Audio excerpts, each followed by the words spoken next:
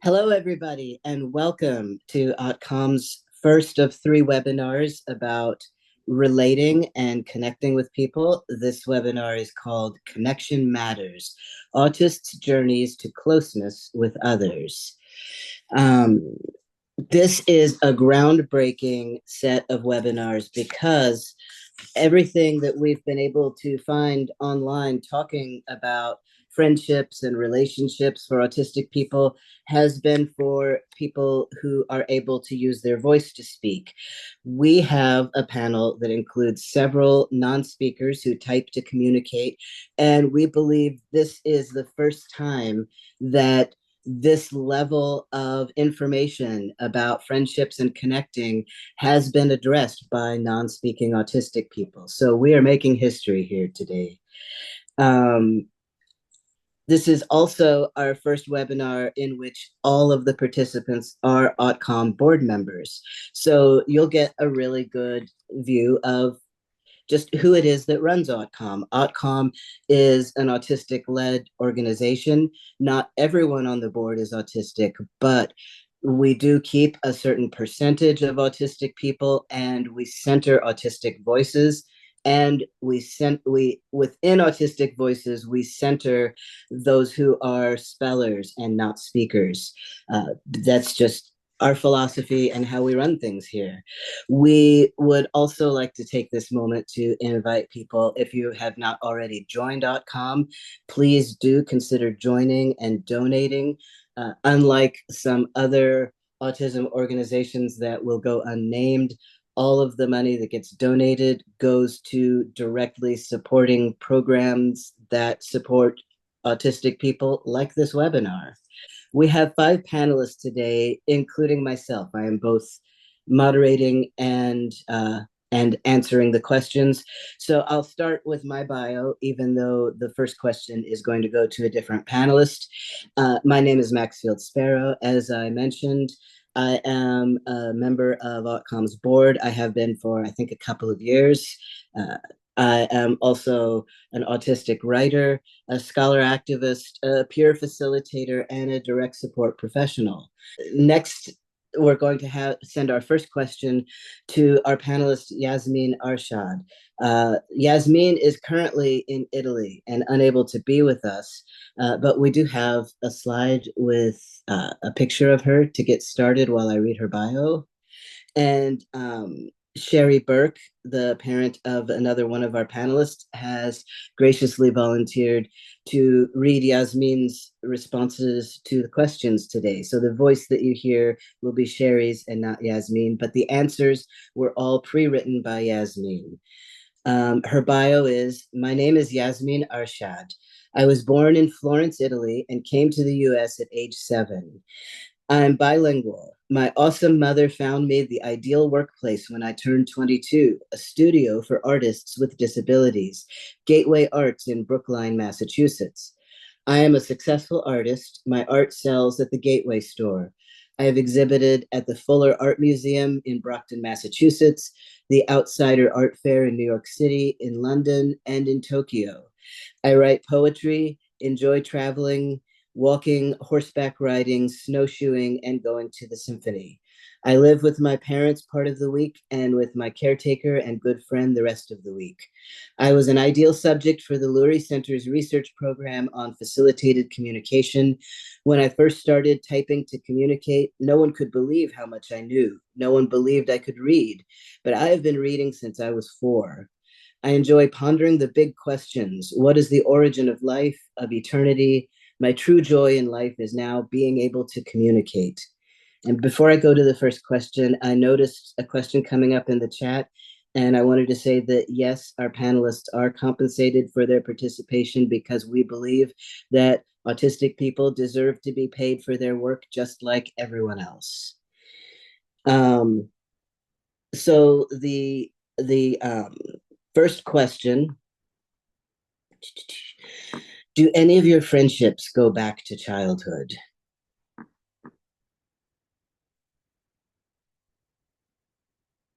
Yes.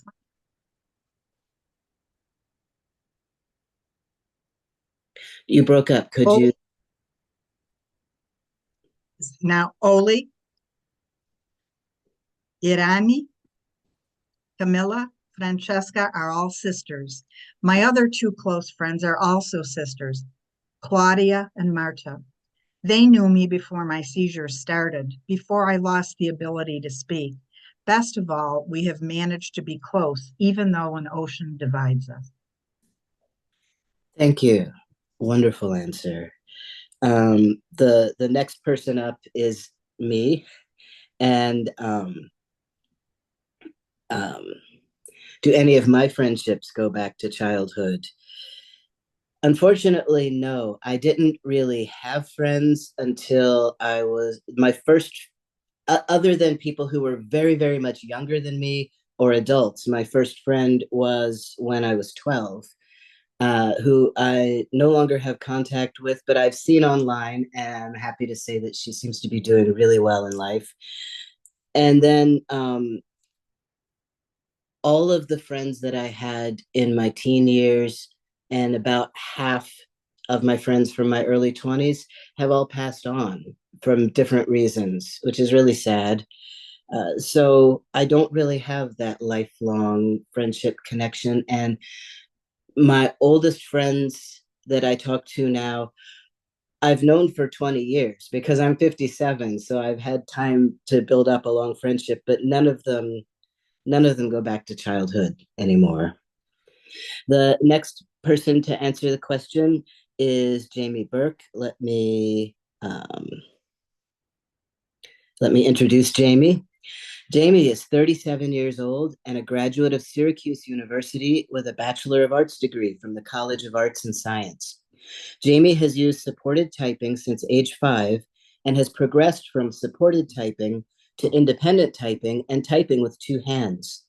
At age 12, he became able to use his voice to read his typing and continues to develop useful and reliable speech. He is a frequent presenter at Syracuse University School of Education and also at conferences throughout the United States.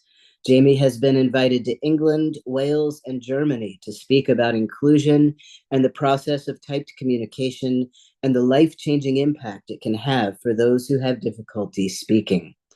Jaime continues to advocate for typed communication as a gateway to speech, literacy, and connection. He is an active advocate and shares this journey at conferences and classrooms throughout the United States. He attributes much of his life's success to years of innovative therapies and, most importantly, to full access of regular education classrooms. So, Jaime, I will ask you the same question. Do any of your friendships go back to childhood?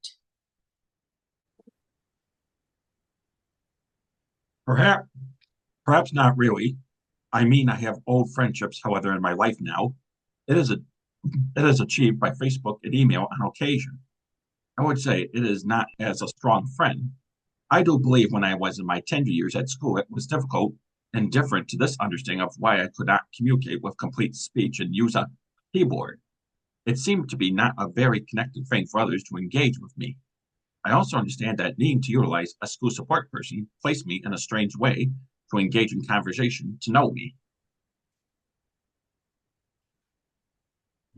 Excellent. Thank you, Jaime.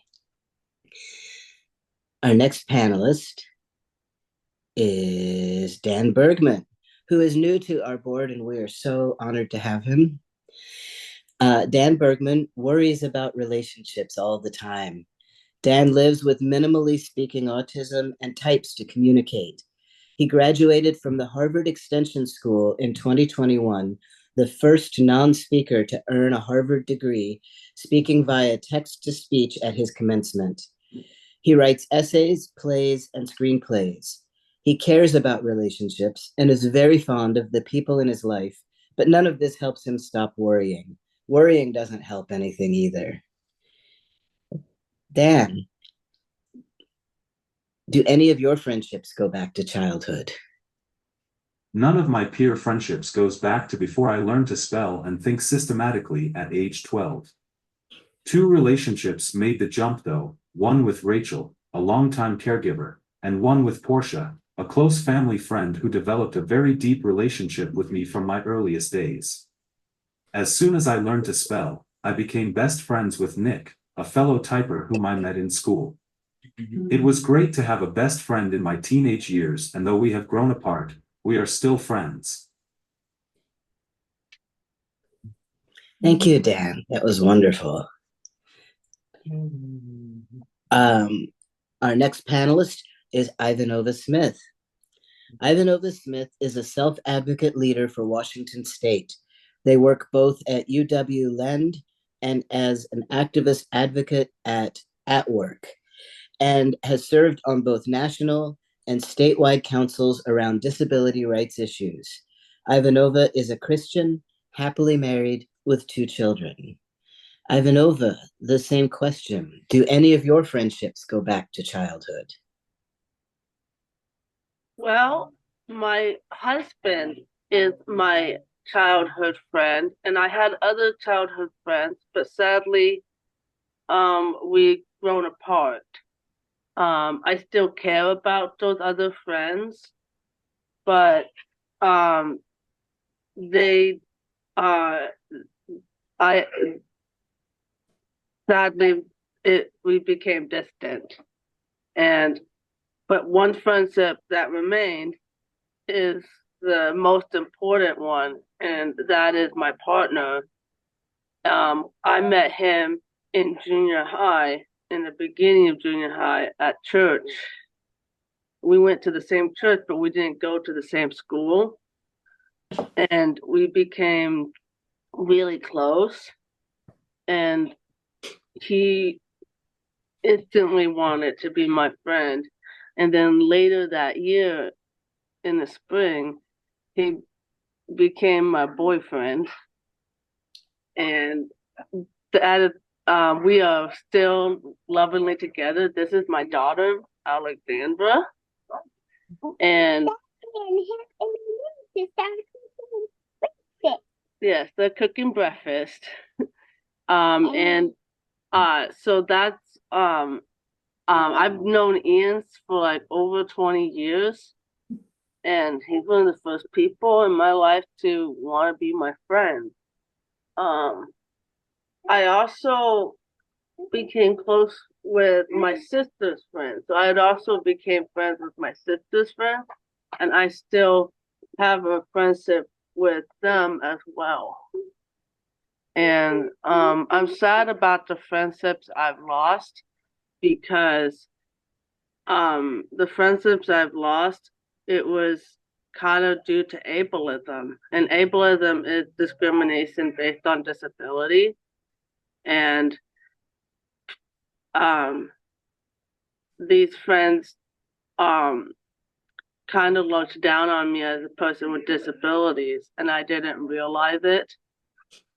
And it made me really sad. And it left me, and so we became distant, and I still love them and care for them. But I don't want to go into details of why we became distant. I want to respect privacy. But it was really hard to lose those friendships, because I know those people for over 20 years, and I have a lot of good memories. And so it is really sad, but I'm so glad that I still have Ian, and he has been amazing support to me while I was grieving the loss of those friends because of distance, and it made me really sad. But I've made new friendships, and that's helped. And so I hope that answers your question. Thank you. And thank you for being patient with my little my little Zoom bombers here. She's wonderful. And thank you. That's a wonderful answer to the question. And I'm so sad about the friends you lost. I can relate to that. Some people, just ableism gets in the way. Before I go to the next question, I would like to remind the people who are viewing the webinar that there is a Q&A area where you can put questions to the panelists, and after we go through our questions, we will look at what's in the Q&A and answer what we're able to. And if we run out of time or ability to answer all the questions, we do gather them up, and sometimes we will write more about the answers to the unanswered questions and put it in the AutCom newsletter. So definitely, even if we don't get to your question, please put them all in the Q&A and we will get to as many as we're able to. So we're going to go back to Yasmin for the second question. Did your friends think that you were less bright, or did they accept you as you are? Or another way to phrase it is just, how did your friends treat and accept you? My friends played with me really in the same way they played with every other kid. I think because we grew up together, they just accepted my idiosyncrasies, taking them for granted, and included me in their play. When we were all little, there truly was no differences in our interactions. As teenagers, we did drift apart, though we continued to be together at large family gatherings. But I got extremely close, particularly to Ollie. As adults, she had a lot of free time, so when I came to Italy, I would hang out with her. She shared her innermost secrets with me, telling me about her love life, her disappointments. Ollie, Irene, and I traveled to London and Seville. Later, when she developed breast cancer, she shared her fears and cried on my shoulder. I will always love her. She died May 5th, 2020. Her sisters are close, but Ollie was my soulmate. And then Yasmin asked a few of her friends for testimonials. What is it like to be my friend? Can you bring those slides back up? There are 3 friend testimonials. Describing the friendship that binds us is like describing a picture made of different colors. Every color is a person dear to us. I think of Oli, of Ema. I think of Ire. I think of Shahim. This painting is precious to me, and I will always take care of it. We don't say many words to each other, but I feel the bond that unites us, even at a distance. I am very happy that you can, by writing, say your thoughts.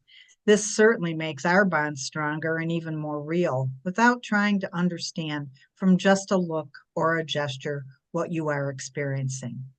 Camilla. For me, being your friend means waiting for the time you arrive in Italy to be able to take a trip together, go out for dinner, play a game. It means blowing a kiss from afar, imagining what your favorite color is at this moment and what significance that color has for you. It means thinking of a gift for you. It's about you while you work or are taking walks in the woods. It's to be there for each other, even if we live far away and don't hear from each other often. It's thinking you're happy in the life you make and, if I can, contributing to your happiness. Above all, it is knowing that we both live in an intimate part of ourselves, the same pain. To be your friend is to carry on a bond of love, also for our Ollie. Irene. I'm always fascinated by your new ideas. You can never predict what your next move will be because every time it is something super cool that intrigues me more and more, and it is wonderful to have a friend who always amazes you. I always like to observe you in your new ideas, both in your look, which I find wonderful, and in deeper topics that you have communicated to us over time. Marta. Beautiful. And I would like to point out that the background is a painting that Yasmin did that we've put behind all the slides so that you can see just a little sample of her artwork. So my turn to answer this question. And I'm sorry that my answer is sad, but like I said, I didn't even have friends of my own age until I was 12. And before and after that, most people bullied me. They bullied me a lot, and not just the kids in school or the kids in the neighborhood, but even my teachers. My first grade teacher called me the R word. Uh, my fourth grade teacher made me sit in a big box and told the class that I had to sit there because it made her sick to look at me. So I was very, very lonely growing up. And the bullying, when it got worse in middle school and then in high school, it got even more physical. Like a classmate threw bleach on me once and ruined my clothes. I got hit with a board in science class, where you roll the marble down the board and talk about inertia, and somebody took the board and hit me with it. So, yeah, I was not treated very well. And even as an adult, the people who are my friends, they are my friends because they treat me very well and with so much respect.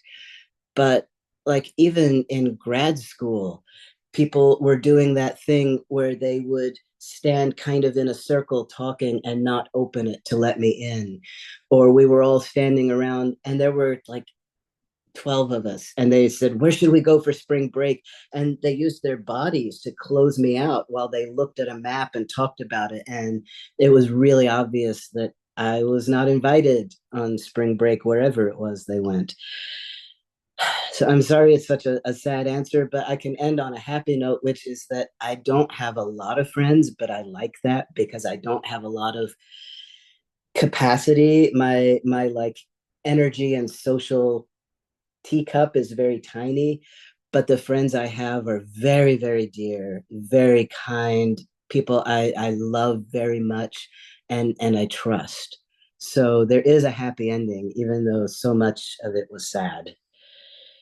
Now we go to Jaime for the same question. How did your friends treat and accept you?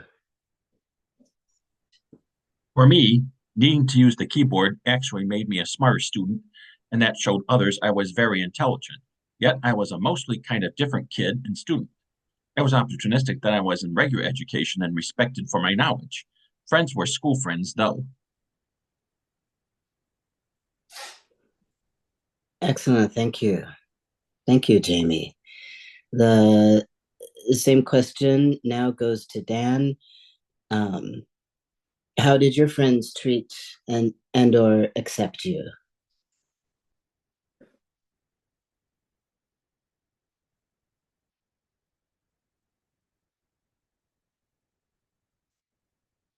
I was intellectually disabled. Portia was wonderful. She made me scrapbooks of compelling magazine imagery covered with clear tape so they withstood my tearing and biting, and I enjoyed them for hours each day. She also took me on field trips all over New York. It was great. Then, when I learned to spell, I was eager to show off my knowledge. I learned over the summer and she was out of touch and I couldn't wait to surprise her. So we met her at a train station when she had been traveling for about 15 hours and I had Dad ask me all kinds of sophisticated questions about her and our lives and I spelled out the answers and she went into shock. 16 years later I have developed enough theory of mind to realize that I had appended a major part of her life without any preparation, but at the time I thought she was horrified. I asked her while I was writing this and she said that she was overwhelmed, not horrified. I'm sure that's right, but I was devastated. She said she had been relating to me as a much younger child, and here I had been a genius all along and now she had no idea how to relate to me. I know now that she was wrong on both counts. Our relationship was brilliantly and uniquely tailored to meet both my needs and hers and played a major role in laying the groundwork for my intellectual breakthrough when I learned to spell. And I am certainly not a genius. But at the time I could not conceptualize any of this and was furious that my great breakthrough, even though she applauded it, was not an immediate cause for unmixed celebration. I think this question is designed to elicit examples of us being rejected because of our differences or intellectual disabilities, so I want to offer this example that the opposite can happen too. Sometimes the sudden lack of intellectual disability can interfere with the smooth course of a relationship. Beautiful answer, Dan. Thank you. And yes, I remember the first time that I talked to a speller, and what a shock it was for me, and how much it changed my view of the entire world. That's a wonderful story. Ivanova, did your friends think you were less bright, or did they accept you how you are? Or how did your friends treat you and accept you? So, looking back at my friendships, Ian was really, my husband, Ian, was really the only one who accepted me from day one. And I remember when I confessed to him that I was a special ed, because we were in different schools. And he already knew I was a special ed, so I didn't realize he already knew. He could just tell. But he was like, I still see you as the smartest person I know. And so it wasn't a big deal for him at all. And he's always seen me as an equal. And the way we have our relationship is we're equals. And I've never felt like he's seen me as inferior or stupid. I've never seen not bright, like you're trying to use your language, not bright. And it made me feel really good. One other friend that was from childhood that I had to be distant from didn't. And they always kind of thought I was the sped friend. And I think what made our friendship distant is because despite my disabilities, I was still moving forward in life. And I got married, and I have children now, and I have my own home. And I think that people thought that, I think people got uncomfortable with that idea of me being able to start my own family, because before, when we were, when I was pregnant, I would never say, you shouldn't have kids. That's not good for you to have kids. And it's dangerous for you to have kids. And they would be upset with me anytime I got pregnant. And I got pregnant twice. And I love both of my girls, and I think they're amazing. And it was really sad to see that I had friends that didn't like the fact that I had children. And that's why I had to distance, because I had to think of my children first. And I think it was just that they just weren't comfortable with the idea that a person with disabilities like myself could get so far. And so it was really hard. And that's why I say it's like ableism. Ableism got in the way. It's not like anything against my friend. It just, ableism got in the way of our friendship. And that makes things really hard. And I still very miss them. And I still love them and care for them. And I pray for them. When I was in the institution, because I lived in an institution my first 5 years of life, I had no friends. I didn't know, even all the other kids would stay away from me. And I was non-speaking back then. And it took a long time for me to develop the idea of having a friendship. And when Ian really was my first friend. My husband was really my first friend, truly, who saw me as an equal. And he still sees, and we are 10 years married now, and we have a very loving relationship. It is like we're soulmates. And I still remember when we were teenagers, oh, I can't wait till we get married. It's going to be like the most epic, ultimate sleepover ever. We get to sleep over with each other every night because we were best friends. There are a lot of things we love to just do together because we're friends, and we have deep conversations. We laugh and watch movies together. We have rants about politics, and we don't even 100% agree on politics, but that's okay. We have fun debates, and we poke fun at each other, and it is the most amazing thing ever. And I absolutely love my husband, and he is truly my best friend. He is truly my best friend. And I didn't have that in my first years of life. And he's really given me that. And I'm just so thankful. That is wonderful. And I just want to say those people, those ableist people, they're the ones missing out, because before you were my friend and my fellow board member, and I just saw you out in the world, I was always impressed what a powerful activist you are. And whenever you would speak or write about something, I was always really impressed with your ideas and the words you use to express them. And it's so hard for me to imagine people not seeing you as an equal, because I've always felt that way about you, even before we were friends. I'm honored by you saying that, Max. Thank you so much. And honestly, with the advocacy movement, I have made so many new friendships in the advocacy movement. I have a really active social life now. I actually hanged out with some friends yesterday, and we had some fun at a bar, and we did those little tab things where you open a little tab, and it's like a gambling fun thing you can do. And it makes me so happy to find people that do accept me fully. And I didn't know what that was like before.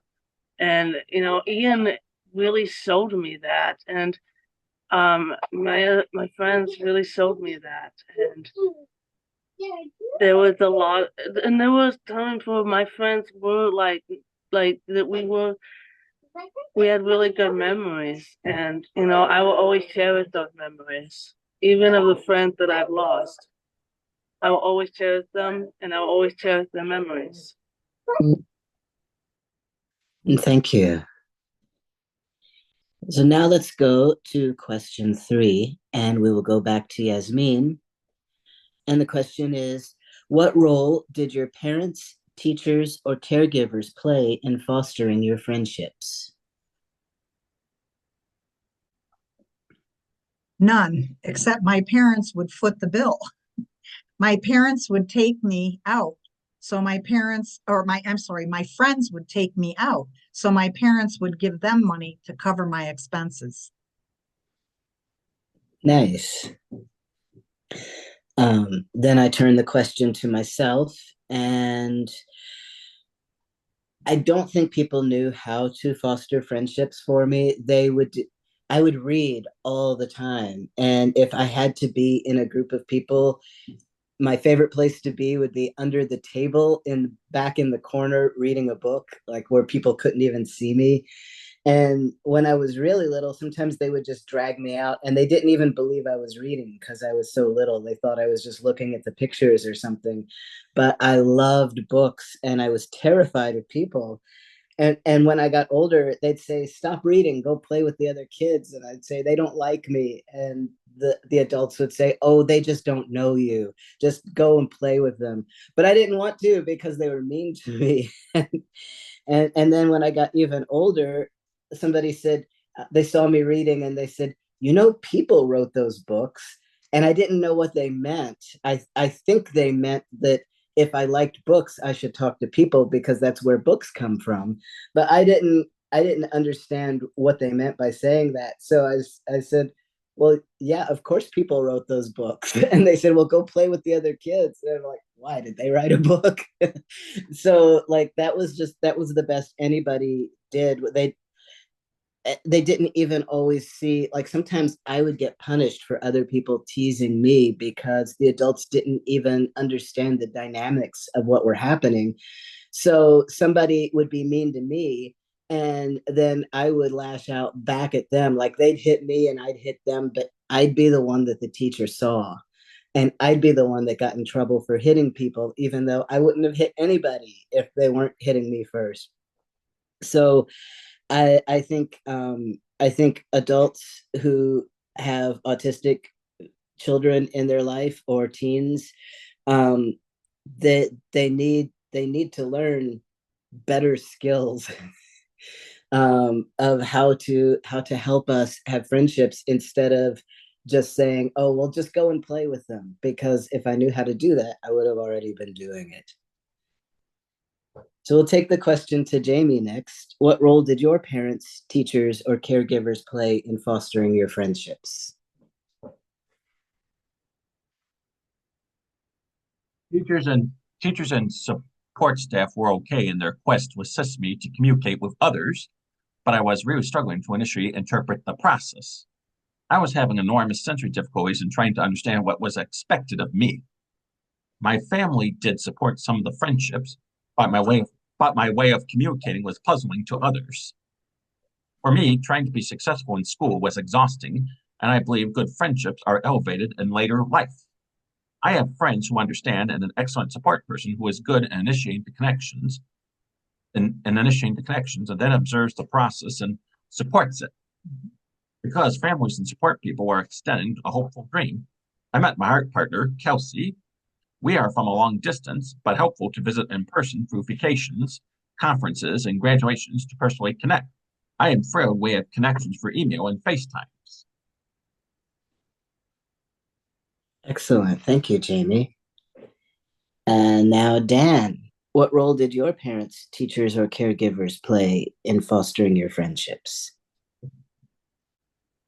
They were absolutely essential. They scheduled, transported, and often held the letterboard for me. They even taught two neurotypical friends to spell with me so I could have secrets. Oh, that's excellent. That is excellent. That is one of the things I think about is when you have somebody facilitating your typing, there's always an eavesdropper in the conversation. Ivanova, what role did your parents, teachers, or caregivers play in fostering your friendships?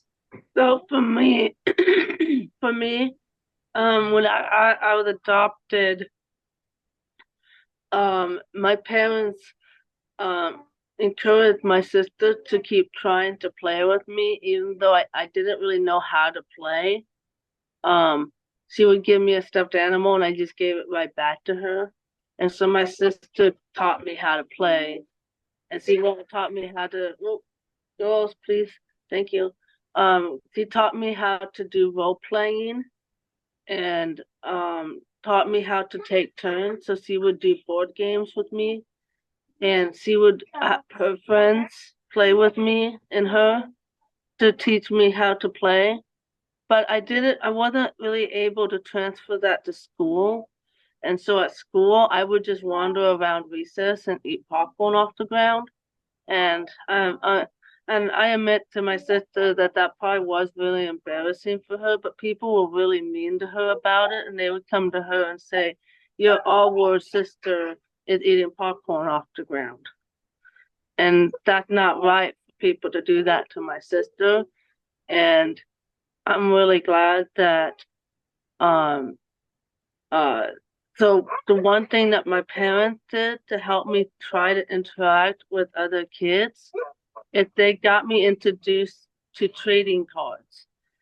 First it was baseball cards, but then it gravitated. I started seeing these things called Pokemon cards, and I was given a Pokemon card.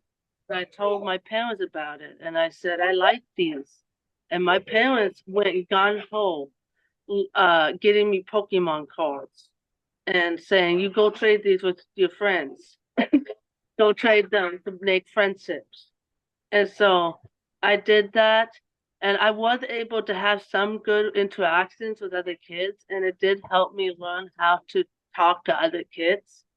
And it was really fun to trade Pokemon cards, but it was more like a parallel play type of activity where it was just like, "Look, I have these Pokemon cards.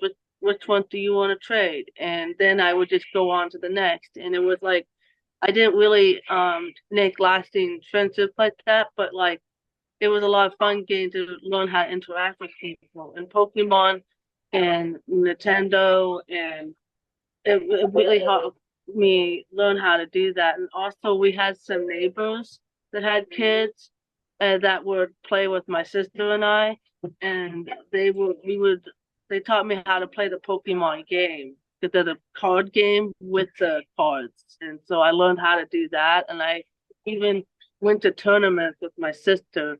And she also taught me how to take turns with Mario Party and video games. And so that was really helpful in helping me learn friendships. That sounds fun. Let's go to question number 4. And we'll go back to Yasmin. How do you communicate? If you're a speaker, is your speech always reliable? I'm not a speaker. I communicate using my iPad. I often say words, but rarely do my words connect to my thoughts. My words are a reminder that I'm in here. You have to know that about me, or you will misunderstand me most of the time. My friends know that. If they mean to know my thoughts and opinions, they must patiently wait till I type out my speech. It probably helps in our relationship that they knew me when I still spoke. It also helps that they had a brother, Emma, who recently passed away, who was a non-speaker and typed to communicate. Thank you. For me, as you can see, I am a speaker. My speech is not always reliable. When I am too stressed out or sick, I can lose the ability to speak, and I will still have words in my head, but I can't get them out of my mouth. But most of the time, I speak and I feel like my speech is reliable, but so many times the things that people say back to me make me feel like what I said and what they heard were two very different things. So it can be really confusing for me. I think I'm very articulate, and I care about precision of language. Uh, when I when I come up with the words to say something, they are usually extremely precisely designed to communicate exactly what I'm trying to say, but people want to read between the lines and make up things that aren't in there, or tell me I'm angry when I'm not, or tell me I'm offended when I'm not, or answer in a way completely different from anything that I thought that I said. So it makes me not even really know what reliable speech means, because I feel like I have it, but the feedback I get isn't always aligned with that. So let's take the question to Jaime now. How do you communicate? And if you're a speaker, is your speech always reliable? I am a person who was able to begin to speak at age 12. However, I also utilize the keyboard to communicate more fully. I am much more able now to speak and engage, and my voice is more reliable, but a combination of both is paramount for me. I must be certain that the question must be asked of me if I have more to say. This means to me that knowledge of autism and of muscle planning is paramount. That knowledge is my power. Knowledge is your power, Jaime. Thank you so much. Let's take the question to Dan. How do you communicate? And if you're a speaker, is your speech always reliable? I communicate by pointing to letters on a letterboard or touchscreen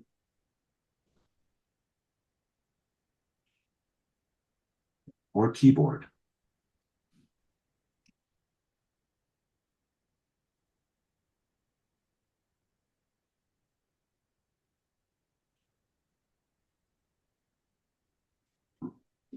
I love these videos so much. Thank you, Dan. That was great. Let's take it to Ivanova. How do you communicate? And if you're a speaker, is your speech always reliable? So the first 5.5 years of my life, I was not speaking, and now I can't shut up. But that doesn't mean, even though I can't shut up, it doesn't mean it's reliable. because I still have a little bit of a speech impediment, and when I'm very tired or I'm very very emotional, I could just be very sad or emotional. My speech impediment gets worse.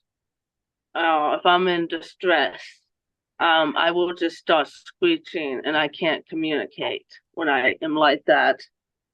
And my body and the times when the sensory issue that, like, for example, if somebody is playing with styrofoam or balloon around me, I actually get like this paralyzed feeling, and I can't move and I can't speak.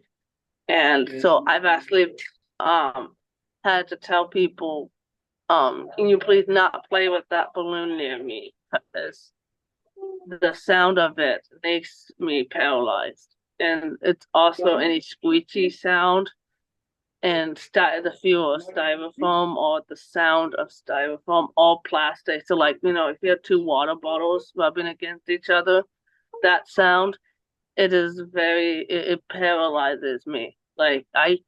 And so those are the times that I lose speech. And when I was a kid, I actually couldn't. So this is why I hate my first name. So Ivanova is my middle name, and I always go by Ivanova because I hate my first name. My first name is Laura, but a lot of people, when they hear me say that word, especially when I was a kid, it would sound like lava, like, lava coming out of a volcano. And everybody would laugh at me when I would just try to say my name.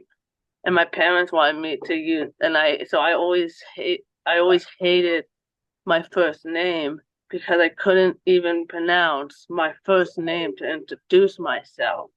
And it was really painful every time people asked me my name, and I had to sit there and be like, oh man, this is going to be humiliating. And then I would say it, and they would all laugh. Ah ha ha, Lava? Your name's Lava? And it was so, I hate, it's why I hate that name. I hate that name because of that trauma. And it's why I'm really glad that I'm even allowed to have Ivanova on my work documents now, and people always call me Ivanova, and I only allow my parents to call me the other name now, and I actually now really just never introduce myself by that name because I have that power now as an adult. I get to name myself. I get to choose my name. And I've even considered taking that name off of my legal document, like going and changing my name and just taking that name out, just so that I don't ever have to deal with it anymore, because that name has caused me a lot of pain. And I'm just glad I don't have to use it anymore. But I'm fine with other people using that name. I'm not against the name. It's just for myself. I'm happy that other people, if they like that name. I love Ivanova. I think that is a great name. And I feel you on the names. The name that my parents gave me at birth, it hurts me to hear it even when it's someone else's name. I'm never mean to somebody that has that name. It's just like you, I have trauma with that name and I don't want it anymore. So I'm glad that you are able to be Ivanova because that's a great name. Let us go to question number 5, and we'll go back to Yasmin. If the idea is to help people have more or deeper friendships, please share problems you dealt with and how they resolved. How did successes happen? Teach your friends how to support you when you type. Have patience because not everyone knows instinctively how you function. Excellent advice. Excellent advice. And for myself, how successes happened, I honestly don't know. I think as I got older and I developed more skills and I had the ability to find different kinds of people, especially other autistic people. Almost all my friends are autistic, and the ones that aren't have some kind of neurodivergence. And I think that is what helped me to have success with friendships, was being able to find more people who are similar to me or accepting of people who are like me. Jaime, how about you? How did successes happen? I say expectations are needed, and the idea we are all wanting simply to be heard and to be seen as people who are simply people. I think many others believe that all or nothing must be done for success. The person initiating the shared friendship must hold to a goal and do not always have me be a listener, but give me a choice for the voice. It is hard, but the liberation of thoughts and exchanges with others gives purpose and joy. It is not a quick formation. Struggle through difference simply assists in seeing this as working to become part of the whole. Excellent. Excellent. Let's take it to Dan. Share problems you dealt with and how they resolved and how successes happened. My best friend Nick and I disagreed about autism. As soon as I understood what had happened to me, I wanted to be less autistic, whereas he was much more appreciative of the hand nature had dealt him. Disagreement was painful, so we learned to avoid the topic. My views have since changed. Portia and I have found our way back. It's been slow because I no longer surrender myself to the pleasures of the mute period, like sprinklers and ferry rides for their own sakes, probably because I fear getting stuck there. So now we sit together in loving acceptance, sometimes writing together and sometimes watching train videos on YouTube. Excellent. I love train videos too. So yeah, to Ivanova, if the idea is to help people have more or deeper friendships, please share problems you dealt with and how they resolved. How did successes happen? So for me, I am very forgiving and loyal to my friends, and it is very hard for me to end a friendship, and anytime I lose a friendship, it's heartbreaking to me. It breaks my heart, and I cry for weeks and months, like I blocked them, like they died. It feels like, in a way, but not the same, and I know that. But it's just heartbreaking to lose a friend because I'm very loyal to friends. Because my first years of life, I didn't have any friends. I didn't know what a friend was until I met Ian, and it was really I never want to lose my friends, and so I think one of the biggest things that I have is I'm very loyal, and I I try to always communicate, but sometimes people don't understand my communication, and I don't realize that they didn't understand what I was saying, and they'll get mad at me saying I didn't communicate, and I would be like, I thought I know I said it, like I feel like sometimes when people would gaslight me and say, "Oh, you didn't communicate this to me," and I flashed back in my head visually to the time I said the thing, and I would be confused and be like, I, I have it in my mind that I did.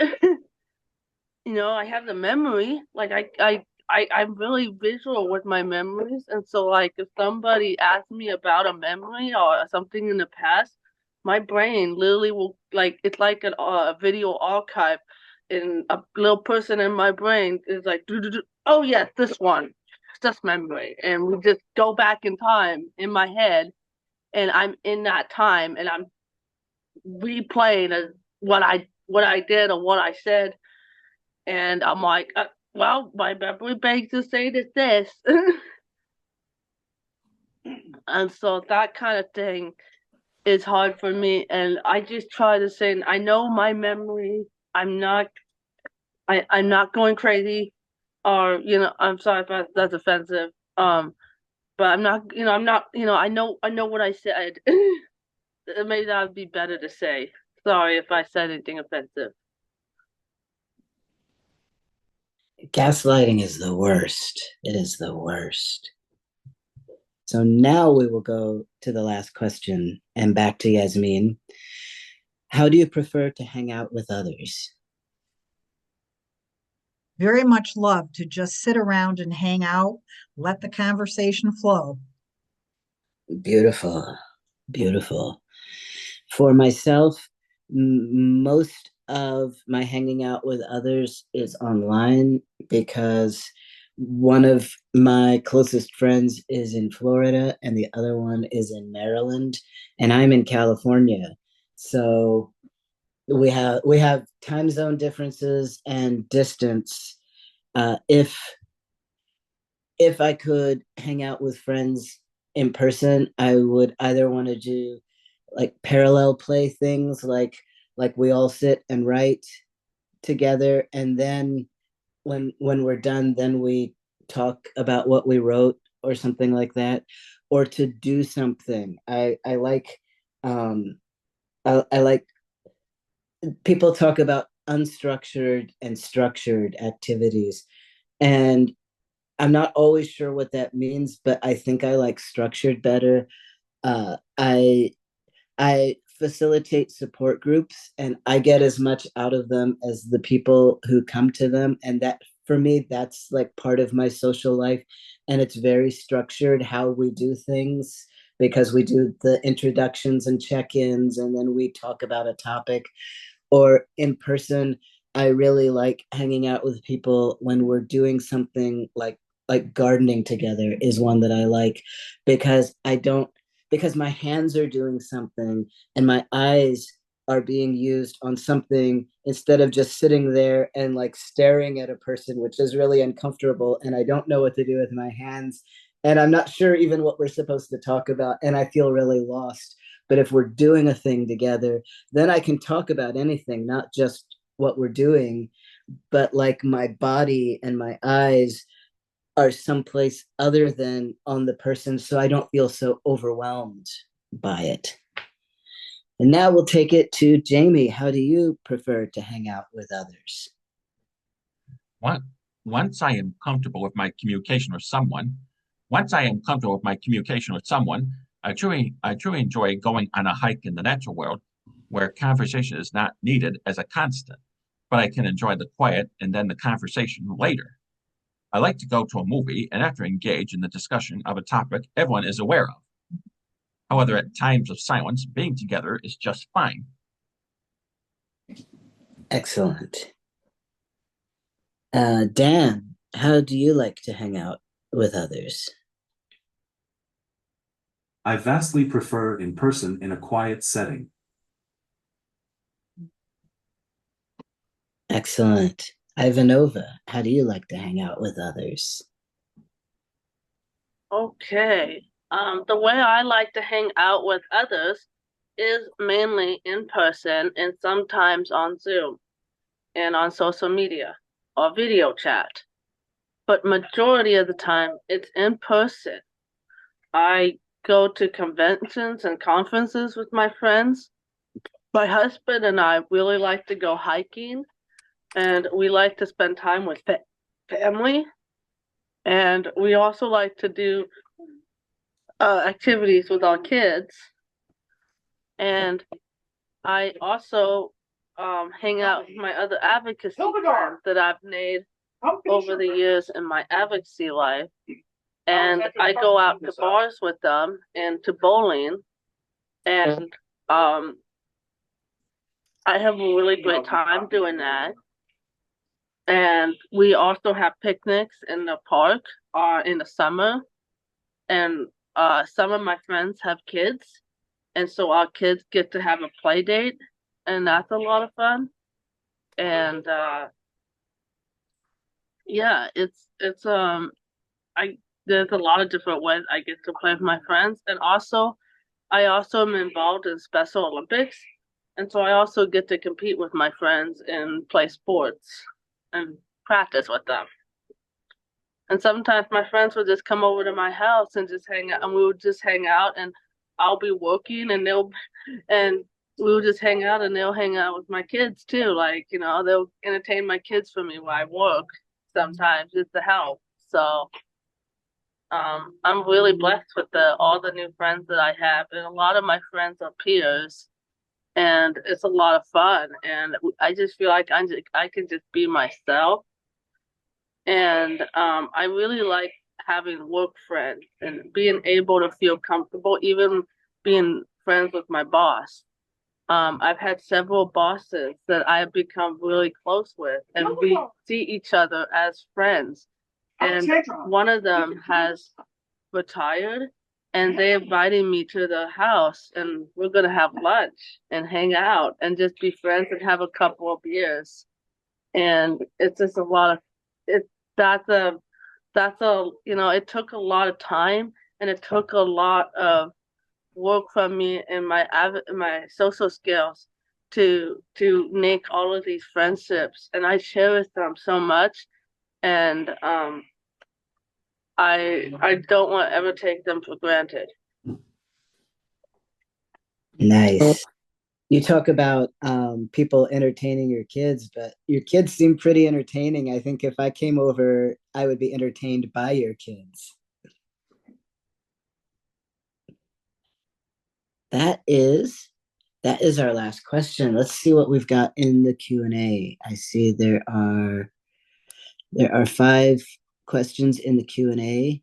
And the first one says, does using Zoom support the development of ongoing friendships?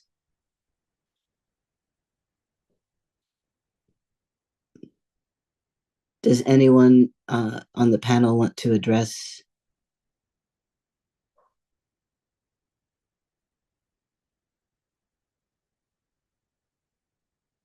Oh, and before anyone does, I want to mention that there will be 2 more webinars coming up on the topic of connecting with people.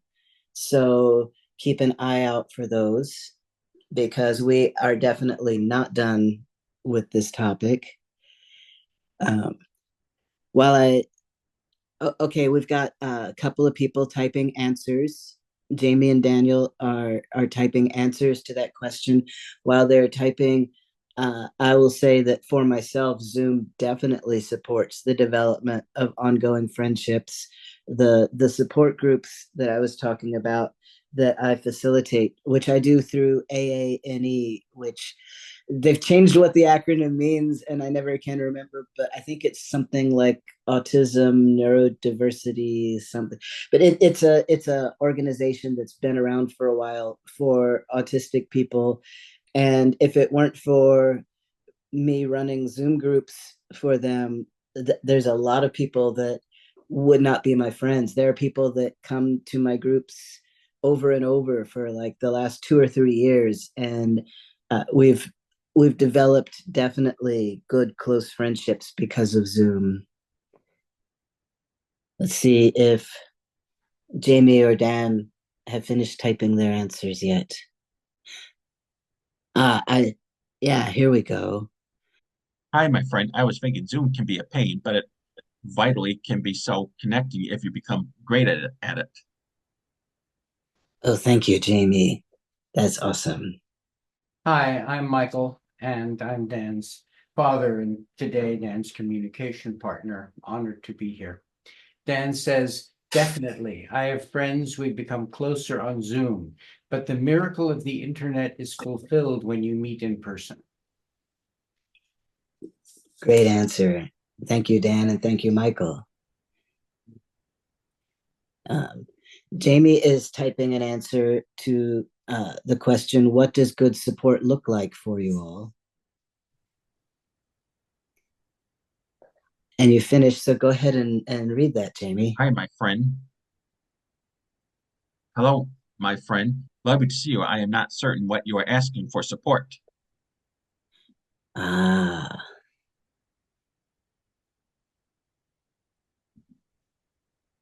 And I will speak for myself, like, what does good support look like for me? And say, I really don't know, other than to know that I lack a lot of support, but I'm not always sure what would make things easier. So that's hard for me to answer too.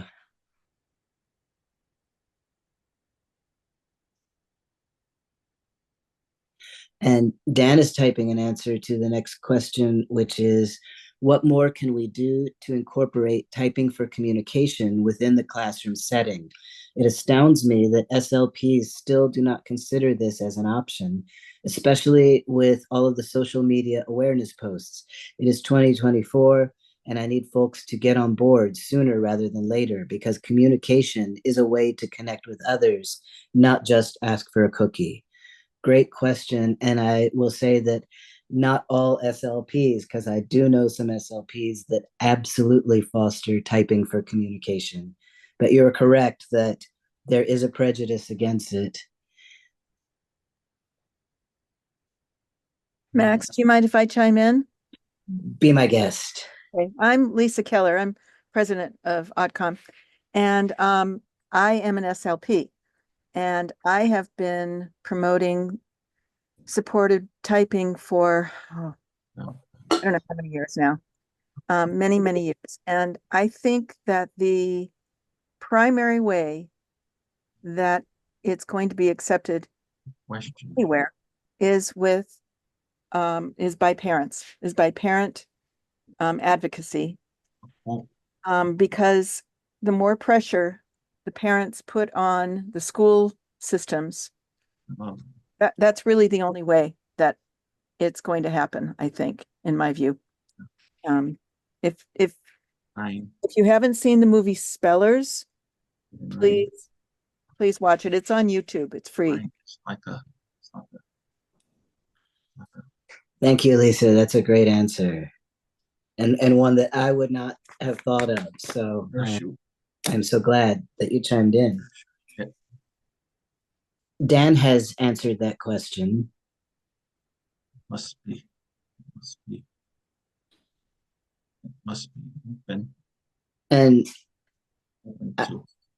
I will say that Dan says, please get in touch with communicationforall.org. And I'm gonna try to put that in the chat too, so people can see it there.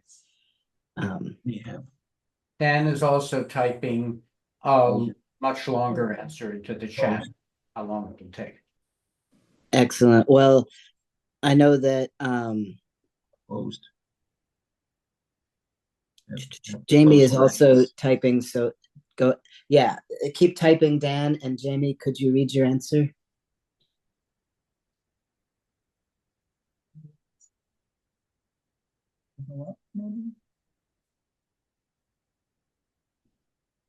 I am overwhelmed when thinking about your question. A quote I love is that a mind is like a parachute. It must be open to work. Many have closed minds.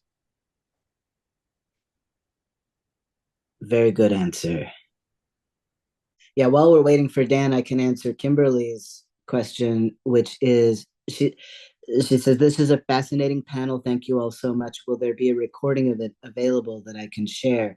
And yes, there will be. I'm not sure how long it will take our team to get it put up, but we have a YouTube channel, and that is where it will go. And when it does, we, I believe, correct me if I'm wrong, somebody, we will send out a notification that it is, the replay is available.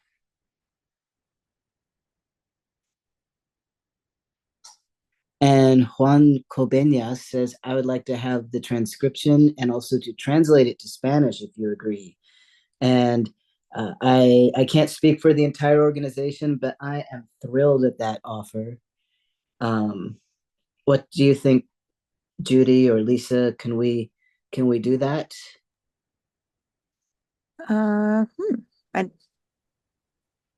We can definitely have the transcription. It's being captioned. Yeah, I mean, that's included with when we do the the video, the recording.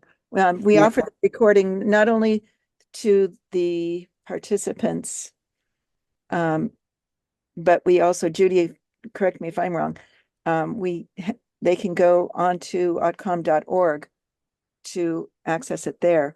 As far as translation, I think it's a wonderful idea.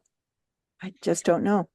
Can we give Juan an email address of somebody to contact who can liaison with him and like get the transcription to him and get the translation back from him?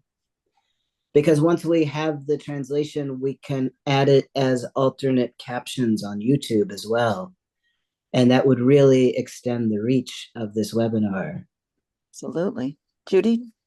That would be absolutely wonderful. We are an all volunteer organization. I'll point out we would love to have members. It generates money for us to do these kinds of things, and also donations help. I think if anyone wants to volunteer helping with the translation, that would be wonderful too, but we'll work on making it happen somehow.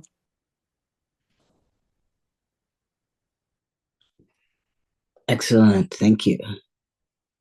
So Jaime has written an answer to Susan, I'm sorry, I'm going to mispronounce your name, Nissenzweig, who asks, have those of you who type to communicate had any success with convincing skeptics that it is your voice when you type? Do you have any suggestions for how to communicate and build relationships with skeptics? Jaime, could you read your answer? For me, I love to be with the person for direct observation and connection. Absolutely. And I will say, I know you were asking the spellers this question, but I will say that what convinced me was seeing that my friends who had communication partners were saying the same things no matter who was helping them. And then seeing friends like Jaime, for example, who went from having a facilitation partner to typing independently, and the things that my friends said did not change, they stayed the same. And the more times that I saw it, because I've seen this over and over, the more times I saw it, the more absolutely 1000% convinced I became that the people who are typing, that is their voice, and they are the ones who are communicating. And I was just going to jump in here and say a lot of discussion around message passing seems to be, a crucial piece of it. And Jaime did participate, as well as Sujit Kurup, in a message passing research project. And so that's passing on unfamiliar information across a number of different facilitators. And Jaime did get good at doing it with someone who could just hop in that he didn't really even know. But it's a very practiced skill. And that is one that really seemed to, people were asking for, but it's a difficult thing to do and to reach, because the trust and the pressure of proving oneself is always there. But that's a big sticking point. And there are people who have become very good at it, who could, I believe, sit down with someone who is struggling to understand. And while it places a lot on the person who's typing, it can be a real game changer. You had to go through that with some of the professors at university. I also want to mention that Dr. Vikram Jaswal out of University of Virginia did an eye gaze study that had, I think, something like 95% accuracy, which it was a very time-consuming, laborious study, and it overwhelmingly proved that the person typing was the person typing. They moved the eyes to the letter and then pointed to the letter, move the eyes to another letter. And so there's that. And that the results of that can be found on, let's see, I'm trying to think, Communication for All, communication, Published in Nature. first, communicationfirst.org. And it's published in Nature and peer reviewed. oh, there you go.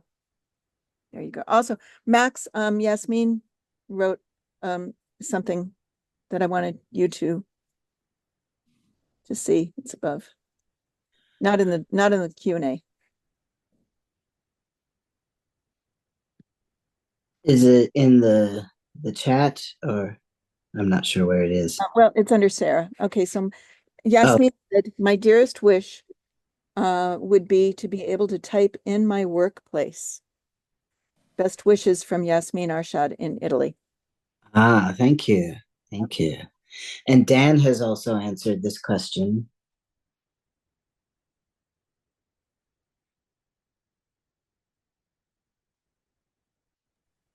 Dan's two answers. One was, I think it helps to know why spelling and typing is hard for some to accept. It is slow, it doesn't end autism, it is arduous, and I think there's a secret reason too. Some people who want to help the intellectually disabled need us to be intellectually disabled to give their lives meaning. Oh, that's such a good answer. And to Susan's question, Dan typed, time. The more time people spend with me, the more they believe it's me. And Dan is unmistakable, because just that wonderful sense of humor that Dan has cannot be imitated by anyone. So yeah, those are both great answers. At the beginning, when Dan was learning to type, we had him work with a lot of different people. In those days, there weren't trained facilitators very much, so we just taught people to work with him. And Meredith, Dan's mother, my wife, and I could always tell when something was written out that Dan had spelled. This is in the early days, now not so much, who he had written it with, but the essential content was always the same. So we've always been sort of aware that there is a certain, we don't think it's influence. We think what it is that Dan is typing to the person who is supporting him and trying to use words that they will like, concepts they will know. So he's actually talking to two people. He's talking to the person holding the keyboard for him, and he's talking to the person he's talking to. And that, you know, one could argue that that's a feature, not a bug. And it makes a lot of sense too. Yeah, absolutely. Jane Crittenden sent a message from Matt. Magically restful listening to everyone. So thank you, Matt. Thank you so much. And I also got a question that appears to be aimed for me. How can I connect with you and the group you facilitate? I'm going to put a URL in the chat.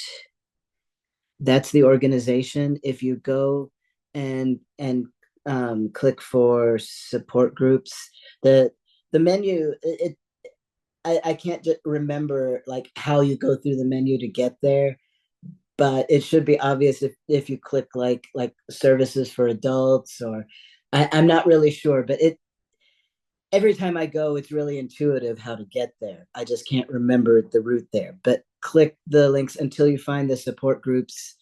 And then there are a lot of support groups run by a lot of different people. They're all really great. And you will see mine in there as well. I run one monthly open group, open meaning that it's just like a single group that you sign up for, and that one's free, but you have to be gender expansive in some way to join that one, like non-binary, transgender, or questioning your gender.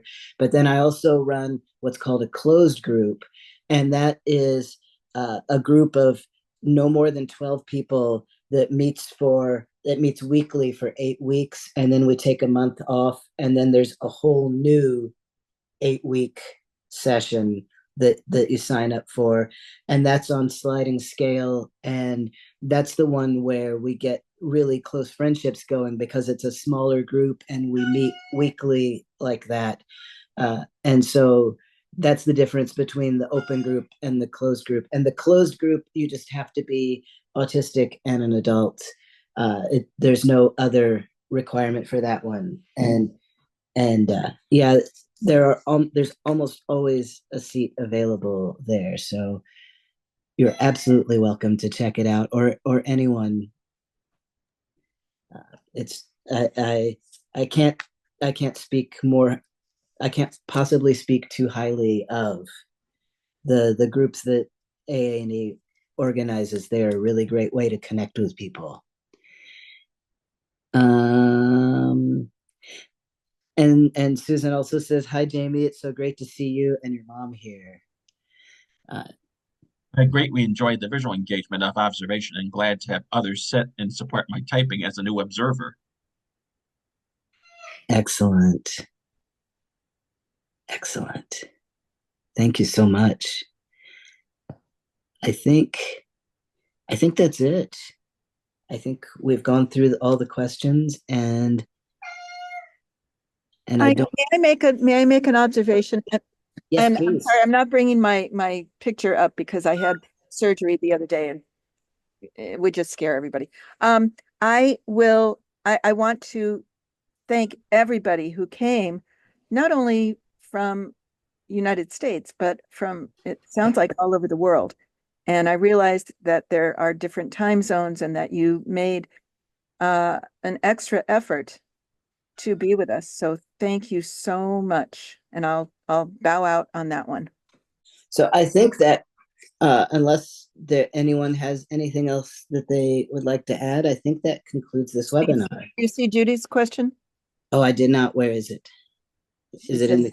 I want to ask folks to tell us where they are participating from. Some have already typed in hello from UK, hello from Namibia. So anyway. Yeah.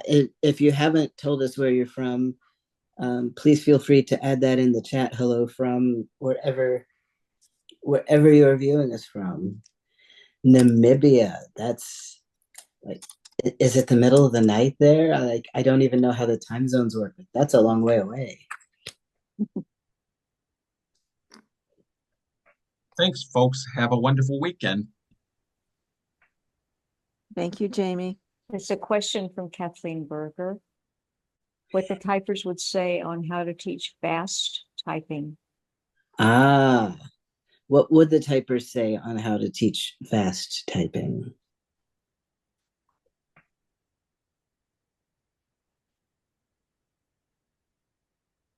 Oh, and we have Juan's sister Pilar is from Argentina.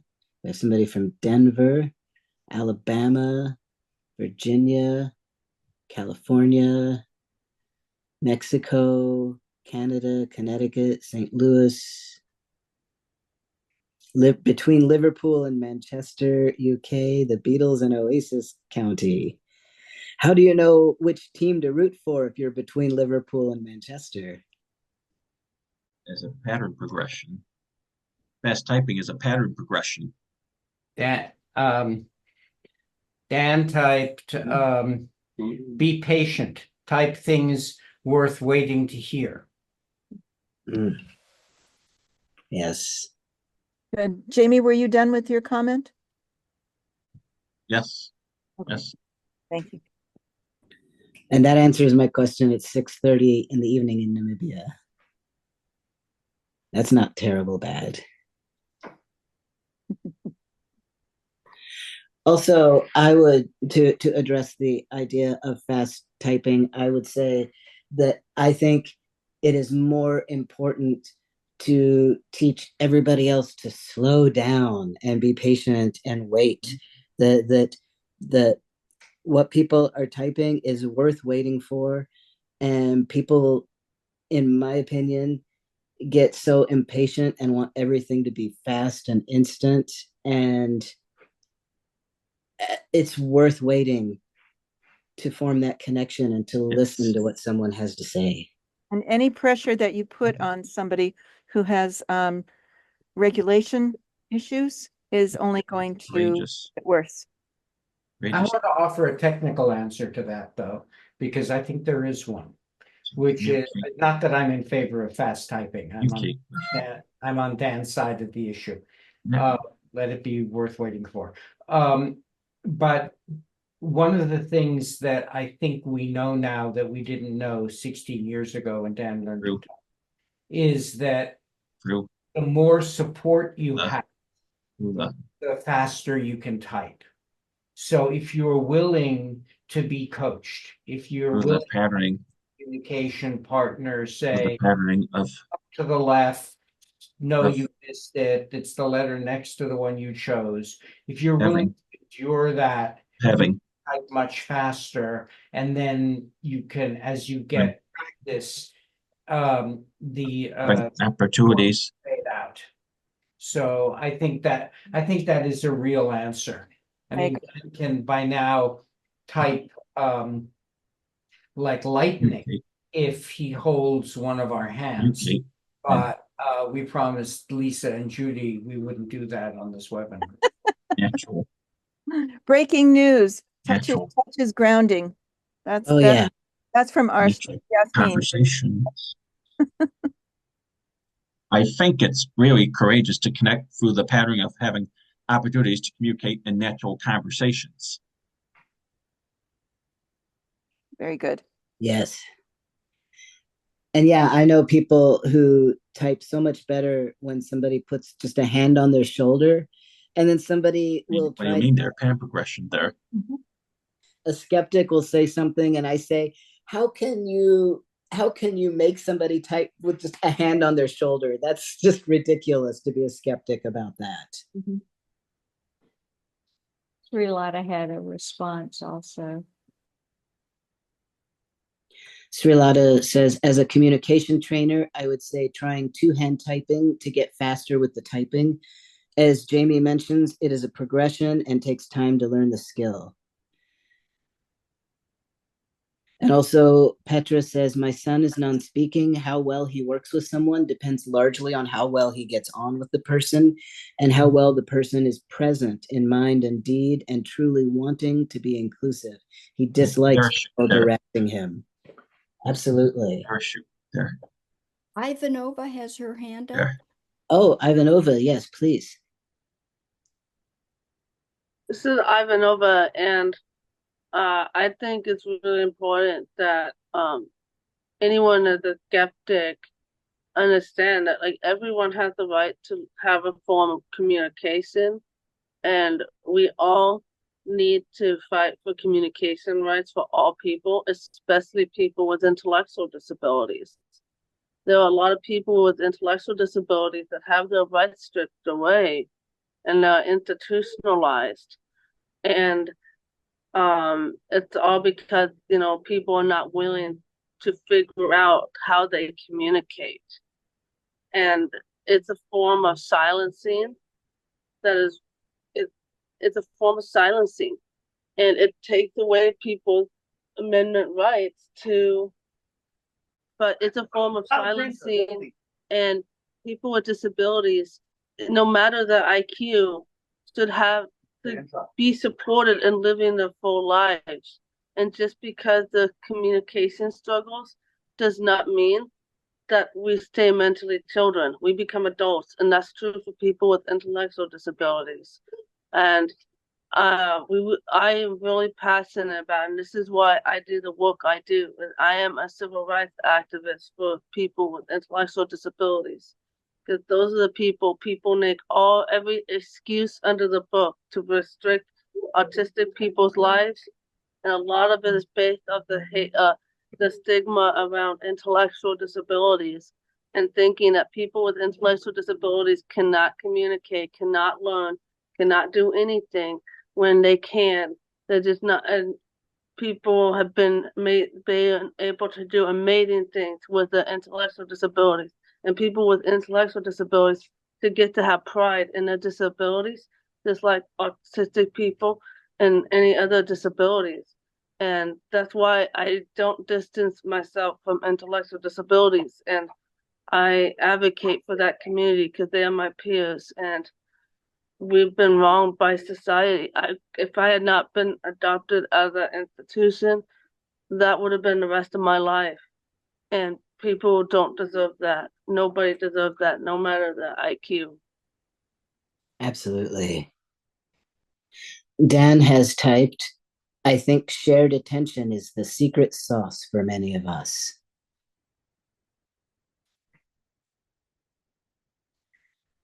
And also, Shamir, one of the participants, says, present in mind and deed.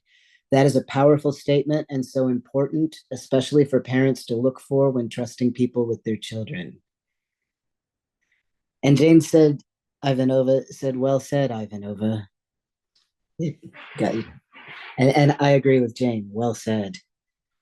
I know that in the autistic community, sometimes there are fights about what words we use. And some people say, why do you call yourself autistic? People might mistake what you're like. And my answer to that is, I would rather have somebody mistake what I am like than use words that separate me from other people. Like I would not be ashamed or embarrassed if somebody thought that, like one of the things people say is, well, don't you think people might think you wear diapers or a helmet? And I'm like, who cares if they think that? That's not shameful. I would rather them think that than try to separate myself from some of my people, acting like I think I'm better than them in some way, because like Ivanova said, we're Amen. peers. We are peers, and that's what's important to me is standing with all of my community and not separating myself out in some way because I can speak or because I don't wear diapers or because because I don't have an intellectual disability. That stuff doesn't matter to me. That's just human details. And autistic people are my people. Lisa shared a video in the chat that said, please watch Dan's video of his journey to communication here. I don't think that people can see that though, because it says it went to hosts and panelists. I am going to see if I can. Did that go to everybody? I think it might have. I'm sorry, I didn't. Okay. Yeah. Yes, awesome. No, that's okay, Lisa. The technology. Zoom changes so that we can't use it. So yeah, that is an excellent video that I definitely recommend as well. Do we have anything else? I'm going to put a little bit about our newsletter. If people want to get the newsletter, one way is to join AutCom. Another way is to write us and ask to be added to the mailing list for the newsletter or for just our mailing list, which we don't overwhelm people with.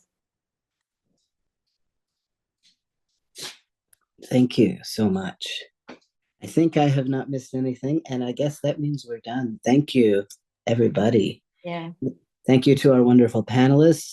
Ivanova, I love your lovely and strong messages there. Thank you so much, James. I'm honored by that. You saying that. Thank you so much. I really like what you had to say as well. My pleasure there. Pleasure there. Yeah. Yeah, this was terrific. Thank you, everybody. our next webinar is being planned, and we're looking at maybe a November date. So watch out.